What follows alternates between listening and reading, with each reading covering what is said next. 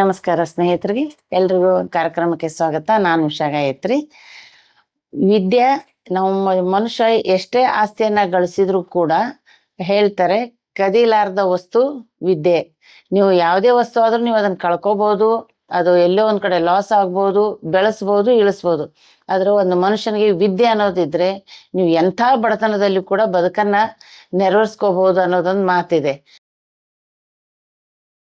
ವಿದ್ಯೆಯನ್ನ ಹೇಗ್ ಕೊಡ್ಬೇಕು ಮಕ್ಕಳಿಗೆ ಆಸ್ತಿಯನ್ನ ಬೇಕಾದಷ್ಟು ನಾವು ಮಾಡಿಡ್ಬೋದು. ಆದ್ರೆ ಬಹಳಷ್ಟು ಜನ ಹೇಳ್ತಾರೆ, ಒಂದು ಗಾದೆ ಮಾತಿದೆ, ಮಕ್ಕಳಿಗಾಗಿ ಆಸ್ತಿಯನ್ನ ಮಾಡಕ್ ಹೋಗ್ಬೇಡ್ರಿ, ಸಮಾಜಕ್ಕೆ ಮಕ್ಕಳನ್ನೇ ಆಸ್ತಿಯನ್ನಾಗಿ ಮಾಡ್ರಿ ಅಂತ ಹೇಳಿ. ಅದಕ್ಕೆ ಅಂತ ಒಂದು ವಿದ್ಯಾಸಂಸ್ಥೆಯನ್ನ ಇವತ್ತು ನಿಮಗೆ ಪರಿಚಯಿಸೋಣ ಅಂತ ನಾನು ಬಂದಿದ್ದೀನಿ. ಒಂದು ಗುರಿಯನ್ನು ಇಟ್ಕೊಂಡು ನಾವೊಂದು ವಿದ್ಯಾಸಂಸ್ಥೆಯನ್ನ ಮಾಡ್ಬೇಕಂದ್ರೆ ಒಂದು ಇಂಜಿನಿಯರಿಂಗ್ ವಿದ್ಯಾಭ್ಯಾಸವನ್ನ ಮಾಡಿ ತಮ್ಮ ಶಿಕ್ಷಣ ಸಂಸ್ಥೆಯನ್ನ ಎಷ್ಟು ದೊಡ್ಡದಾಗಿ ಬೆಳೆಸಿದ್ದಾರೆ, ಅವರು ಬೆಳೆಸುವಾಗಿನ ಸವಾಲುಗಳೇನು, ಪ್ರತಿಯೊಂದನ್ನು ತಿಳ್ಕೊಳ್ಳೋಣ. ಕಾರ್ಯಕ್ರಮಕ್ಕೆ ಅವ್ರನ್ನ ಸ್ವಾಗತಿಸೋಣ. ಬನ್ನಿ ಸ್ನೇಹಿತರೆ. ಸರ್ ನಮಸ್ಕಾರ. ನಮಸ್ಕಾರ ಸರ್ ನಮಸ್ಕಾರ. ಸರ್ ತಮ್ಮ ಹೆಸರು? ನನ್ನ ಹೆಸರು ಶಂಕರ್ ಬಸವರೆಡ್ಡಿ ಅಂತ ಹೇಳಿ. Okay sir. ಸೊ ನಾನು ಮೂಲತಃ ರೋಣ ಹಳೆ ಧಾರವಾಡ ಜಿಲ್ಲೆ, ಈಗಿನ ಗದಗ ಜಿಲ್ಲೆ ರೋಣ ತಾಲೂಕಿನ ಸೌಡಿ ಗ್ರಾಮದಿಂದ ಬಂದವನು. ಓಕೆ. ನಾನು ಧಾರವಾಡಕ್ಕೆ ಕಲೀಲಿಕ್ಕಂತ ಬಂದವನು. ಸೊ ಕರ್ನಾಟಕ ಕಾಲೇಜಿನೊಳಗೆ PUC ಸೈನ್ಸ್ ಮುಗಿಸ್ಕೊಂಡ್ಮೇಲೆ ನೆಕ್ಸ್ಟ್ ನಾನು ಹುಲ್ಕೋಟೆ ಇಂಜಿನಿಯರಿಂಗ್ ಮುಗಿಸ್ಕೊಂಡು ಪುನಃ ನಾನು ಧಾರವಾಡಕ್ಕೆ ಬಂದು, ಸೊ ಇಲ್ಲಿ ನಾನು ಏನಾದರೂ ಒಂದು ಸ್ವಂತ ಮಾಡ್ಬೇಕನ್ನುವಂಥ ದೃಷ್ಟಿಯಿಂದ ಒಂದು ಇಟ್ಕೊಂಡು ನಾನು ಕೆಲಸ ಮಾಡ್ತಾ ಇದ್ದೆ. ಆ ನಿಟ್ಟಿನೊಳಗೆ ನಾನು ಮೊದಲಿಗೆ ಆರಂಭದೊಳಗೆ ಉದ್ಯೋಗ ಆಧಾರಿತ ಟೆಕ್ನಿಕಲ್ ಇನ್ಸ್ಟಿಟ್ಯೂಷನ್, ಯಾಕಂದರೆ 1991 ಜನವರಿ 16ನೇ ತಾರೀಕಿಗೆ ನಾನು ಈ ಒಂದು ಚಿಕ್ಕದಾದಂಥ ಸಂಸ್ಥೆಯನ್ನು ಪ್ರಾರಂಭ ಮಾಡಿದೆ. ಸೊ ಅವತ್ತಿನ ಸವಾಲುಗಳು ಬೇರೆ ಇದ್ವು, ಇವತ್ತಿನ ಸವಾಲುಗಳು ಬೇರೆ ಇದ್ದಾವೆ. ಸೊ ಆ ಸವಾಲುಗಳನ್ನ ಅವತ್ತು ನಾ ಈ ಮಟ್ಟಕ್ಕೆ ಬೆಳಿತೀನಿ ಅನ್ನೋದು ಗೊತ್ತಿರ್ಲಿಲ್ಲ. ನಾನು ಬದುಕಿಗಾಗಿ ಕಟ್ಕೊಂಡಂತ ಒಂದು ಇನ್ಸ್ಟಿಟ್ಯೂಷನ್ ಅದು Basavareddy radio and TV technical institution ಅಂತ ಸ್ಟಾರ್ಟ್ ಮಾಡಿ ಅಲ್ಲಿ ಉದ್ಯೋಗ ಆಧಾರಿತ ಟ್ರೈನಿಂಗ್ ಅನ್ನ ಮಕ್ಕಳಿಗೆ ನಾವು ಸ್ಟಾರ್ಟ್ ಮಾಡಿದ್ವಿ. ಅಲ್ಲಿಂದ ನಮ್ಮ ಜರ್ನಿ ಸ್ಟಾರ್ಟ್ ಆಗಿ ಇಲ್ಲಿವರೆಗೂ ನಡ್ಕೊಂಡು ಬಂದದ್ದು. ಎಷ್ಟು ವರ್ಷ ಆಯ್ತು ಸರ್? 35 ವರ್ಷ ಆಯ್ತು. ಈಗ 36ನೇ ವರ್ಷ ರನ್ನಿಂಗ್ ಇದೆ. 36th year. 36ನೇ ವರ್ಷ ರನ್ನಿಂಗ್. ಒಂದು ಇಂಜಿನಿಯರಿಂಗ್ ಪದವೀಧರಾಗಿರೋ ನಿಮಗೆ ಬೇಕಾದಲ್ಲಿ ಕೆಲಸ ಸಿಗುತ್ತೆ, ಬೇಕಾದಂಗೆ ಸಂಬಳನೂ ಸಿಗ್ತಿತ್ತು ಅವಾಗ. ಯಾಕೆ ನಿಮಗೆ ನಿಮ್ಮದೇ ಆದಂತ ಒಂದು ಸ್ವಂತ ಉದ್ಯೋಗ ಮಾಡ್ಬೇಕು ಅಂತ ಅನಿಸ್ತು? ಇಲ್ಲ, ನನಗೆ ಅವತ್ತಿನ ಕಾಲದಲ್ಲಿ ಇತ್ತು, ಇಲ್ಲ ಅಂತಲ್ಲ, ಬಟ್ ಇಷ್ಟೊಂದು ಟೆಕ್ನಾಲಜಿ ಡೆವಲಪ್ಡ್ ಇರಲಿಲ್ಲ ಅವಾಗ 1990 ಬಟ್ ಇನ್ನು ಕಂಪ್ಯೂಟರ್ ಅದೇ ಜಸ್ಟ್ ಎಂಟ್ರಿ ಆಗಿತ್ತು. ನಾನು ಕಲ್ತದ್ದು ಅವಾಗ electronic and communication number 1 course ಅವಾಗ. ಇನ್ನು ಕಂಪ್ಯೂಟರ್ ಇರಲಿಲ್ಲ.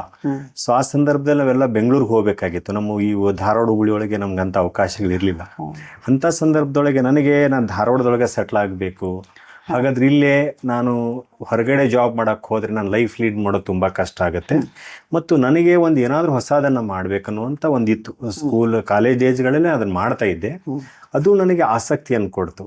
ಅಂಥ ಸಂದರ್ಭದೊಳಗೆ ನಾನು ಒಂದು ಇನ್ಸ್ಟಿಟ್ಯೂಷನಲ್ಲಿ ಟ್ರೈನಿಂಗ್ ಕೊಡ್ಲಿಕ್ಕೆ ಜಾಯಿನ್ ಆದೆ, ಇಲ್ಲೇ ಲೋಕಲ್ ಧಾರವಾಡದೊಳಗೆ.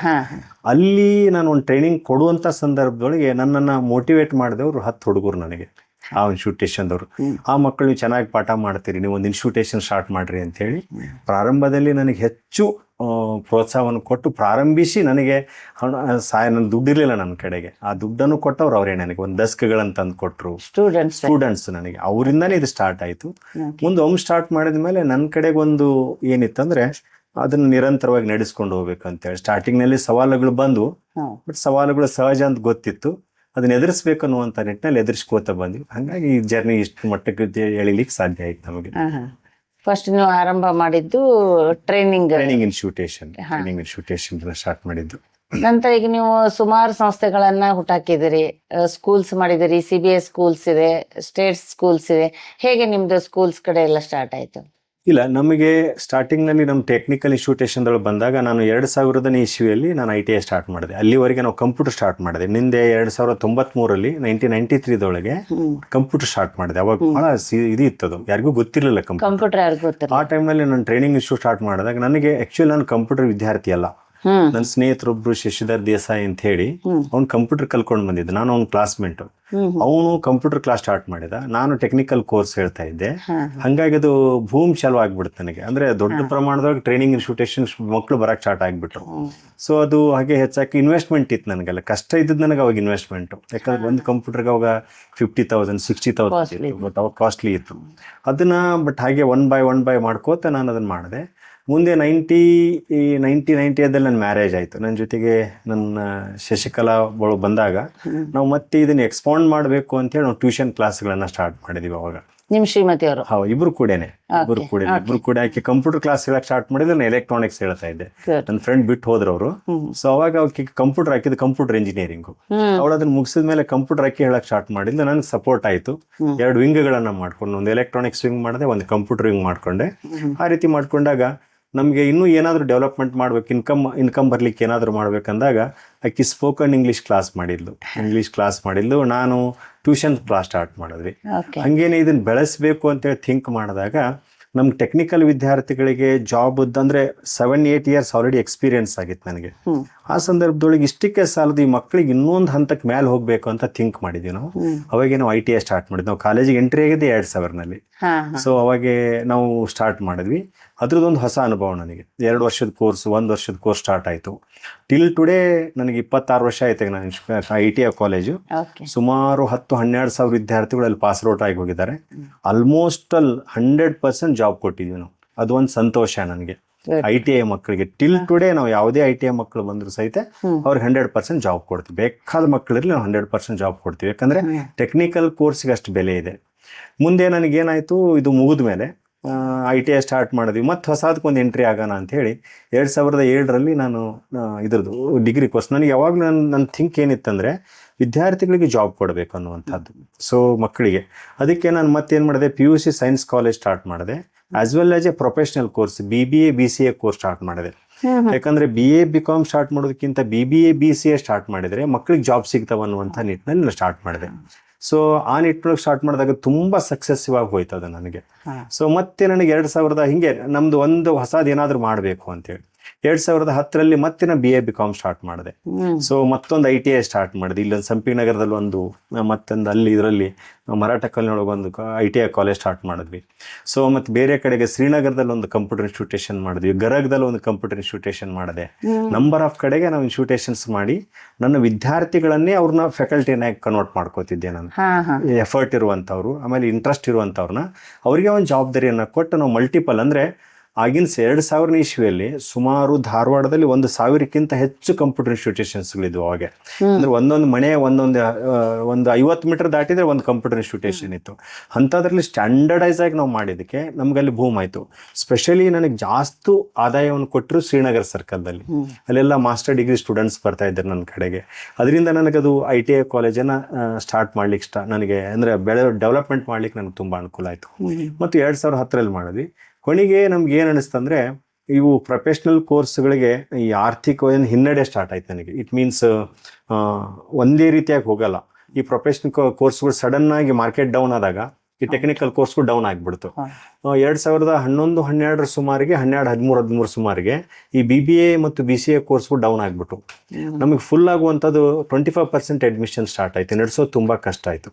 ಅಂಥ ಸಂದರ್ಭದಲ್ಲಿ ನಮ್ಮ ಸ್ವಂತ ಬಿಲ್ಡಿಂಗ್ ಮಾಡಿದ್ವಿ ನಾವು ಆಲ್ರೆಡಿ ಇದನ್ನು. ಆ ಸಂದರ್ಭದಲ್ಲಿ ನಮ್ಮ ಚಿಂತನೆ ಏನು ಬಂತಂದರೆ ಇದ್ರ ಬದಲಾಗಿ ನಾವು ಪ್ರೈಮರಿಯನ್ನು ಯಾಕೆ ಸ್ಟಾರ್ಟ್ ಮಾಡಬಾರ್ದು, ಅಂದರೆ ಅದಕ್ಕೆ ರಿಸಿಷನ್ ಅನ್ನೋದೇ ಇಲ್ಲ. ಒಮ್ಮೆ ಪ್ರೈಮರಿ ಹಂತಕ್ಕೆ ಬಂದ್ರೆ 10th ವರೆಗೆ ಮಕ್ಕಳು ಕಲಿಸ್ಲೇಬೇಕು. PU ಆಫ್ಟರ್ SSLC ನಂತರ ಮಕ್ಕಳಲ್ಲಿ ಏನ್ ಬರ್ತದಂದ್ರೆ, ಸೊ PU ಸೈನ್ಸ್ ಹೋಗ್ತಾರೆ, ಆರ್ಟ್ಸ್ ಹೋಗ್ತಾರೆ, ಕಾಮರ್ಸ್ ಹೋಗ್ತಾರೆ, ಡಿಪ್ಲೊಮಾ ಹೋಗ್ತಾರೆ, ITI ಹೋಗ್ತಾರೆ, ಮಲ್ಟಿಪಲ್ ಚಾಯ್ಸ್ ಇದಾವೆ. ಅಲ್ಲಿ ಆ ವರ್ಷ ಭೂಮಿ ಇರುತ್ತೆ, ಅದಕ್ಕೆ ಹೋಗ್ಬಿಡ್ತಾರೆ ಮಕ್ಕಳು. ಇಲ್ಲಿ ಹಂಗಿರಂಗಿಲ್ಲ ಪ್ರೈಮರಿಯಲ್ಲಿ. ಹಾಗಾಗಿ ನಾವು 2000 ಸ್ಪೆಷಲಿ ನಮ್ಮ ಮಿಸ್ಸಸ್ ಅಂದರೆ ಶಶಿಕಲಾ ಏನು ಮಾಡಿಲ್ಲ, ಭಾಳ ಆಸಕ್ತಿ ವಹಿಸಿ 4 ವರ್ಷ ಸ್ಟಡಿ ಮಾಡಿದಾಳೆ. ಅದಕ್ಕೆ ನಾವೆಲ್ಲ ಕೂತ್ಕೊಂಡು ಪ್ರೈಮರಿಯನ್ನು ಸ್ಟಾರ್ಟ್ ಮಾಡ್ಬೇಕಂದ್ರೆ, ಯಾಕಂದ್ರೆ ನಮ್ಮ ಕಾಲೇಜ್ ನಡೆಸೋದು ತುಂಬಾ ಈಸಿ ಆಗಿಬಿಟ್ಟಿತ್ತು ಅದ್ರದ್ದೆಲ್ಲ. ಯಾಕಂದ್ರೆ ಅಬೋವ್ 16-18 ಸ್ಟೂಡೆಂಟ್ಸ್ ಬರ್ತಿದ್ದಾರೆ. ಇಲ್ಲಿ ಏನಾಯ್ತಂದ್ರೆ 3 ವರ್ಷದಿಂದ ಮಕ್ಕಳು ಬರ್ತಾರೆ, ಅವ್ರನ್ನ ಮ್ಯಾನೇಜ್ ಮಾಡೋದು ಹೇಗೆ, ಸೊ ಚೈಲ್ಡ್ ಸೈಕಾಲಜಿ ಹೇಗೆ ಸ್ಟಡಿ ಮಾಡ್ಬೇಕಂತ ನಾವೇ ಅದನ್ನ ಇಬ್ರು ಕೂತ್ಕೊಂಡು ಸ್ಟಡಿ ಮಾಡಿ 2015ರಲ್ಲಿ ನಾವೇನ್ ಮಾಡಿದ್ವಿ, ಸ್ಟಾರ್ಟ್ ಮಾಡಿದ್ವಿ. ಸ್ಟಾರ್ಟ್ ಆಗಿದ್ದು ಕೇವಲ 77 ಹುಡುಗರಿಂದ ಇದು ಪ್ರೈಮರಿ. ಇವತ್ತು 1200 ಹುಡುಗರು ಇಲ್ಲಿ ಕಲಿತಾ ಇದ್ದಾರೆ. 300 ವಿದ್ಯಾರ್ಥಿಗಳು ನಮಗೆ CBSE ಶಾರದಾ ಸ್ಕೂಲಲ್ಲಿ ಸ್ಟಡಿ ಮಾಡ್ತಾ ಇದ್ದಾರೆ. ಡಿಗ್ರಿಯಲ್ಲಿ 600ಕ್ಕಿಂತ ಹೆಚ್ಚು ವಿದ್ಯಾರ್ಥಿಗಳು ಸ್ಟಡಿ ಮಾಡ್ತಾ ಇದ್ದಾರೆ. ಮತ್ತು ITIದಲ್ಲಿ 350ಕ್ಕಿಂತ ಹೆಚ್ಚು ವಿದ್ಯಾರ್ಥಿಗಳು ಇವತ್ತು ಸ್ಟಡಿ ಮಾಡ್ತಾ ಇದ್ದಾರೆ ನಮ್ಮ ಇನ್ಸ್ಟಿಟ್ಯೂಟ್ನಲ್ಲಿ. ಹೆಚ್ಚು ಕಡಿಮೆ 2500-3000 ವಿದ್ಯಾರ್ಥಿಗಳು ಇಲ್ಲಿ ಆಸ್ ಆನ್ ಟುಡೇ ಅಭ್ಯಾಸ ಮಾಡ್ತಾ ಇದ್ದಾರೆ. ಇದಕ್ಕೆ 1990ನೇ ಇಸ್ವಿಯಲ್ಲಿ ಒಂದು ಇನ್ಸ್ಟಿಟ್ಯೂಟ್ ಸ್ಟಾರ್ಟ್ ಮಾಡಿದ್ದೀನಿ ಅಂತ ಹೇಳಿದ್ರಿ ಸರ್. ಆಮೇಲೆ 2000ದಲ್ಲಿ ITI ಕಾಲೇಜ್ ಸ್ಟಾರ್ಟ್ ಮಾಡಿದೆ. ಕೇವಲ 10 ವರ್ಷದ ಅಂತರದಲ್ಲಿ ಒಂದೊಂದು ಸಂಸ್ಥೆಗಳನ್ನ ಸ್ಥಾಪಿಸೋದೊಂದು ಅಷ್ಟು ಸುಲಭವಾದ ಮಾತಲ್ಲ. ನಿಮಗೆ ಹೇಗೆ ಇದ್ರ ಬಗ್ಗೆ ಕಾನ್ಫಿಡೆನ್ಸ್ ಬಂತು? ನಾನು ಇದ್ರಲ್ಲಿ ಮಾಡ್ತೀನಿ ಅನ್ನೋ ಕಾನ್ಫಿಡೆನ್ಸ್ ಎಲ್ಲಿಂದ ಇತ್ತು? ಇಲ್ಲ, ನಾವು ಕಾಲಕ್ಕೆ ತಕ್ಕ ಹಾಗೆ ಬದಲಾವಣೆಗಳನ್ನ, ನನಗೆ ಆಕ್ಚುಲಿ ನೋಡಿ ಎಲೆಕ್ಟ್ರಾನಿಕ್ಸ್ ಇವತ್ತಿಲ್ಲ. ನಿಮಗೆ ಫೈನಾನ್ಷಿಯಲ್ ಬ್ಯಾಕ್ಗ್ರೌಂಡ್ ಇಲ್ಲ ಇತ್ತಾ? ಮೇಡಮ್, ಇಲ್ಲ. ನನ್ನ ದುಡಿಮೆ, ನನ್ನ ಫೈನಾನ್ಸ್, ನನಗೆ ಯಾವುದೇ ಫೈನಾನ್ಷಿಯಲ್ ಇಲ್ಲ. ನಾನು 10 ರೂಪೀಸ್ ದುಡಿದ್ರೆ 8 ರೂಪಾಯಿನ ರೀಇನ್ವೆಸ್ಟ್ಮೆಂಟ್ ಮಾಡಿದೆ. ಓಕೆ. 100 ರೂಪಾಯಿದಲ್ಲಿ 80 ರೂಪಾಯಿನ ರೀಇನ್ವೆಸ್ಟ್ಮೆಂಟ್ ಮಾಡಿದೆ. 20% ನನ್ನ ಲೈಫ್ ಯೂಸ್ ಮಾಡ್ಕೊಂಡೆ. ಬಟ್ ನನ್ನ ಫ್ಯಾಮಿಲಿಯಿಂದ ಒಂದೇ 1 ರೂಪಾಯಿ ನನಗೆ ಸಿಗ್ಲಿಲ್ಲ. ಆದ್ರೆ ನನ್ನ ಫ್ಯಾಮಿಲಿ, ನಮ್ಮ ತಂದೆ ತಾಯಿ ನನಗೆ ಒಳ್ಳೆ ವಿದ್ಯೆ ಕೊಟ್ಟಿದ್ರು ಮತ್ತು ಸೆಲ್ಫ್ ಕಾನ್ಫಿಡೆನ್ಸ್ ಡೆವಲಪ್ಮೆಂಟ್ ಮಾಡಿದ್ರು. ಅವ್ರದ್ದು ಶಕ್ತಿ ತುಂಬಾ ಇದೆ. ಅದ್ರ ಜೊತೆಗೆ ನನ್ನ ಸಹೋದರರು ಇಬ್ರು ಮೋಟಿವೇಟ್ ಮಾಡಿದ್ದಾರೆ ನನಗೆಲ್ಲಾನು. ಬಟ್ ನನಗೆ ಒಂದು ಹಠ, ಯಾವಾಗಲೂ ಹಿಡಿದ ಕೆಲಸ ಬಿಡಬಾರ್ದು ಅನ್ನುವಂಥದ್ದು. ಸೊ ಕೆಲವೊಬ್ಬರಿಗೆ ಏನಾದರೂ ಸಕ್ಸಸ್ ಆಗಬೇಕಾದ್ರೆ, ಕೆಲವು ಜನ ಏನಾದರೂ ಫೇಲ್ಯೂರ್ ಆದಾಗ, ಫೇಲ್ಯೂರ್ಸ್ಗಳು ಬೇಕಾದಷ್ಟಿದಾವೆ, ಅವುಗಳನ್ನ ಹೇಳ್ಕೋತವ್ರು ಒಂದು ದೊಡ್ಡ ಹಿಸ್ಟ್ರಿ ಆಗುತ್ತೆ. ಆಕ್ಚುಲಿ ನನ್ನ ಒಂದು ದೊಡ್ಡ ಘಟನೆ ಅಂದ್ರೆ, ನಾನು ಸ್ಟಾರ್ಟ್ ಮಾಡಿದ 1.5 ವರ್ಷಕ್ಕೆ 92ನೇ ಇಸ್ವಿ, ಮೋಸ್ಟ್ಲಿ ನಿಮ್ಗೆ ಗೊತ್ತಿರುತ್ತೆ ಮೇಡಮ್. ಅಯೋಧ್ಯ ಇನ್ಸಿಡೆನ್ಸ್ ನಲ್ಲಿ ಬಾಬ್ರಿ ಮಸೀದಿ ಕೆಡವಿದ್ರು. ಇವ್ರಿಗೆ ಗೊತ್ತಾಗಲ್ಲ, ನಿಮಗ್ ಗೊತ್ತಾಗುತ್ತೆ. ಅದು 90ನೇ ಇಸ್ವಿ ಇಡೀ ದೇಶದ ತುಂಬಾ ಕೋಮು ಗಲಭೆ ನಡೀತು. ಅಂತ ಸಂದರ್ಭದಲ್ಲಿ ಆಗಿನ ಟೈಮ್ ನಲ್ಲಿ 3 ಲಕ್ಷ ರೂಪಾಯಿ ನನ್ನ ಇನ್ಸ್ಟಿಟ್ಯೂಷನ್ ಸುಟ್ಟು ಹಾಕಿದ್ರು. ಆ ಸುಟ್ಟು ಹಾಕಿದಂತ ಸಂದರ್ಭ ನನಗೆ ಛಲ ಕೊಡ್ತು. ಸೊ ನಾನು ಅವಾಗ ಯೂರಪ್ಪ ಮೊಯ್ಲೂರು ಚೀಫ್ ಮಿನಿಸ್ಟರ್ ಇದ್ರು, ಬೆಂಗಳೂರು ಮಠ ಹೋದೆ, ಕಾನ್ಫಿಡೆನ್ಸ್ ಬಂತು. ಎಲ್ಲ ಎಷ್ಟು ಕಷ್ಟಗಳಂದ್ರೆ ಕಂಪ್ಲೀಟ್ಲಿ ಬರ್ನ್ ಆಗಿ ಹೋಗ್ಬಿಡ್ತು. ಆಮೇಲೆ ನನ್ನ ಕಡೆಗಲ್ಲಿ ಆವಾಗಿನ ಕಾಲಕ್ಕೆ radio, TV, tape recorder, VCP, VCR ಇಂಥವೆಲ್ಲ ಎಲೆಕ್ಟ್ರಾನಿಕ್ಸ್ ಗೂಡ್ಸ್ ಇತ್ತು. ಎಲ್ಲ ಬರ್ನ್ ಆಗಿ ಹೋಗಿದ್ವು, ಎಲ್ಲ ಪಬ್ಲಿಕ್ ಅದಿತ್ತು. ಅದನ್ನ ಹೇಗಪ್ಪ ರಿಕವರಿ ಮಾಡ್ಬೇಕನ್ನುವಂಥ ಸಂದರ್ಭದಲ್ಲಿ ನಾನು ಅದನ್ನ ರಿಕವರಿ ಮಾಡಿ ಜಾಬ್ಗೆ ಹೋಗ್ಬೇಕಂತ ಹೇಳಿ ಈ ರೀತಿ ಒಂದು ಬಂತು. ಆಮೇಲೆ ಅದನ್ನ ಕಷ್ಟಪಟ್ಟು ಮಾಡಿದೆ, ಡೇ ನೈಟ್ ವರ್ಕ್ ಮಾಡಿದೆ, ಸರ್ವಿಸಿಂಗ್ ಸ್ಟಾರ್ಟ್, ಅದ್ರ ಜೊತೆಗೆ ಟ್ರೈನಿಂಗ್ ಜೊತೆಗೆ ಸರ್ವಿಸಿಂಗ್ ಸ್ಟಾರ್ಟ್ ಮಾಡ್ಕೊಂಡೆ, ಎಡಿಷನಲ್ ಇನ್ಕಮ್ ಆಗಿ. ಹಿಂಗೆ ಅದನ್ನ ಇನ್ಕಮ್ ಮಾಡ್ಕೋತ ಹೋದ್ವಿ. ಆಮೇಲೆ ಸಮಸ್ಯೆಗಳು ಬರುತ್ತೆ, ಅದನ್ನ ನಾವು ಜೀವನದ ಒಂದು ಭಾಗ ಅಂತ ತಿಳ್ಕೋಬೇಕು, ಅದನ್ನ ಎದುರಿಸ್ತಾ ಹೋಗ್ಬೇಕು. ಸಮಸ್ಯೆಗಳು ಬಂದಾಗ ನಾವು ಪಲಾಯನಾದ್ರೆ ಯಾವ ಮನುಷ್ಯನೂ ಸಕ್ಸಸ್ ಆಗಲ್ಲ. ಸಕ್ಸಸ್ಸಿಗೆ ಏನಂತಂದ್ರೆ ನಿಮ್ ಕಾನ್ಫಿಡೆನ್ಸ್ ಬೇಕು ಮತ್ತು ಫೇಲ್ಯೂರ್ಸ್ಗಳು ಸಹಜ. ಈಗ ನಾವು ಸಕ್ಸಸ್ ರೇಷಿಯೋ ಯಾವಾಗಲೂ 100ಕ್ಕೆ 100 ಇರಲ್ಲ. ಸೊ ನಾವು ಸಕ್ಸಸ್ ರೇಷಿಯೋ 10 ಮೆಂಬರ್ಸ್ ನನ್ನ ಕಡೆ ಬಂದಾರಂದ್ರೆ 7 ಮೆಂಬರ್ಸ್ 8 ಮೆಂಬರ್ಸ್ ಓಕೆ ಅಂದ್ಬಿಟ್ರೆ ನಮ್ಮ ಸಕ್ಸಸ್ ರೇಷಿಯೋ ಟೂ ಮಚ್ ಇದ್ದಂಗೆ. 2-3 ಮಂದಿಗೆ ಸಮಾಧಾನ ಆಗೋದಿಲ್ಲ, ಅವ್ರ ಥಾಟ್ಸ್ ಗಳಿಗೆ ಅನುಗುಣವಾಗಿ ನಾವು ಹೋಗ್ಲಿಕ್ಕೆ ಆಗೋದೇ ಇಲ್ಲ.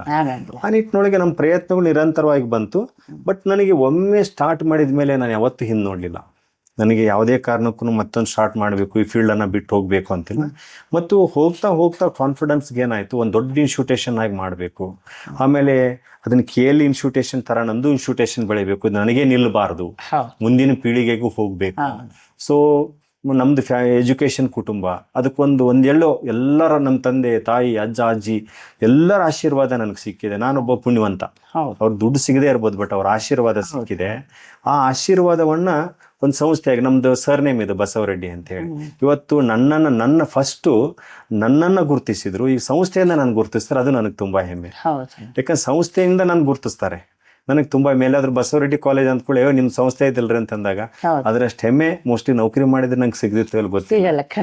ತುಂಬಾ ಖುಷಿ ಆಗುತ್ತೆ. ಆಮೇಲೆ ಸುಮಾರು ಇಲ್ಲಿವರೆಗೆ 50,000 ವಿದ್ಯಾರ್ಥಿಗಳು ಕಲ್ತು ಹೋಗಿದ್ದಾರೆ ಇಲ್ಲಿ, 50,000 ಎಬೋ.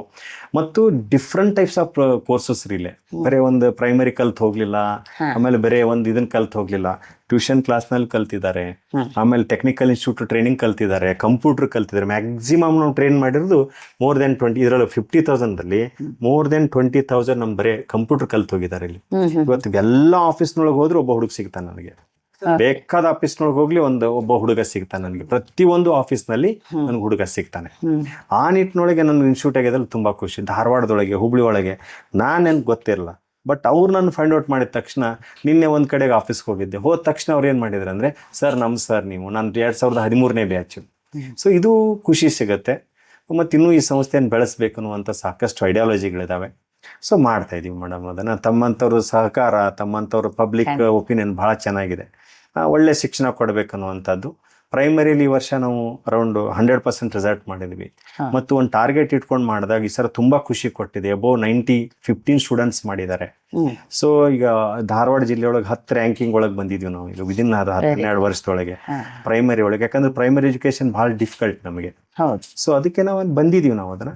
ಸೊ ಮಾಡ್ತಾ ಇದೀವಿ ಮೇಡಮ್, ಅದನ್ನ ಕಂಟಿನ್ಯೂ ಮಾಡ್ತಾ ಇರ್ತೀವಿ ಅದನ್ನ. 92ನೇ ಇಸ್ವಿಯಲ್ಲಿ 3 ಲಕ್ಷ ರೂಪಾಯಿ ಅಂದ್ರೆ ಅದು ಸಣ್ಣ ಅಮೌಂಟ್ ಆಗಲ್ಲ. ಒಂದು ಇನ್ಶೂಟ್ ಅನ್ನ ನೀವು ಹುಟ್ಟು ಹಾಕಿದಾಗ ಅದು ಕಣ್ಣು ಮುಂದೆ ಸುಟ್ಟು ಹೋದಾಗ ಆಗತಕ್ಕಂಥ ನೋವು ಸಂಕಟ ಏನಿದೆ ಅಲ್ಲ, ಅದಕ್ಕೆ ಯಾವುದೇ ಪದಗಳಿಲ್ಲ. ಆ ಕ್ಷಣ ನಿಮ್ಗೆ ಏನ್ ಫೀಲ್ ಅನ್ಸಿತ್ತದು? ಮೇಡಮ್, ನನಗೆ ಅವತ್ತು ಆದಾಗ ಒಂದು 2 ದಿನ ನನ್ನ ಮೈಂಡ್ ಬ್ಲ್ಯಾಂಕ್ ಆಗಿತ್ತು ಅವತ್ತು. ಹೆಂಗಪ್ಪ ಇದು ಅಂತ ಹೇಳಿ. ಬಟ್ ಒಬ್ಬ ಮನುಷ್ಯ ಅವತ್ತು ಕೋವಿಡ್ ಕರ್ಫ್ಯೂ ಇತ್ತು ಧಾರವಾಡದಲ್ಲಿ, ಜನಕ್ಕೆ ಹೋಗಕ್ಕೆ ಆಗ್ತಿರ್ಲಿಲ್ಲ. ಒಬ್ಬ ಮನುಷ್ಯ ಬಂದು ನನಗೇನು ಹೇಳಿದ್ನಂದ್ರೆ, ನಂದು 8,000 ರೂಪಾಯಿದ್ದು ಒಂದು VCP ಇದೆ, PCR ಅಂತ ಇತ್ತು ಅವಾಗ, ಅದನ್ನ ಕೊಟ್ರೆ ಸರ್ ಇಲ್ಲಿಗೆ ನೀನು ಬಿಡಲ್ಲ ಅಂತ ನಾವು.